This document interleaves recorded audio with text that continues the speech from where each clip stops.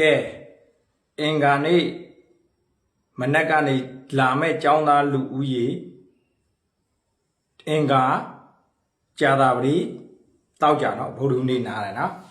အင်္ဂါကြာသပတေးတောက်ကြအတွက်သိကြမှတ်တာပါကျောင်းသား9ယောက်ရယ်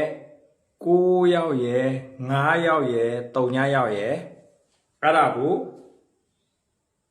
ပန်ကာလှည့်လိုက်နော်9ယောက်ရယ်3ယောက်9ယောက်ရယ်3ယောက်ရယ်9ယောက်ရယ်5ယောက်ရယ်အင်္ဂါကြာသပတေးတောက်ကြနော်အင်္ဂါကြာသပတေးတောက်ကြနော်လင်မယားပါတယ်နော်အဲ့ဒီအသီးလေးလုံးနော်အဲ့ဒီ4ယောက်နော်နာမည်9ယောက်ရယ်9ယောက်ရယ်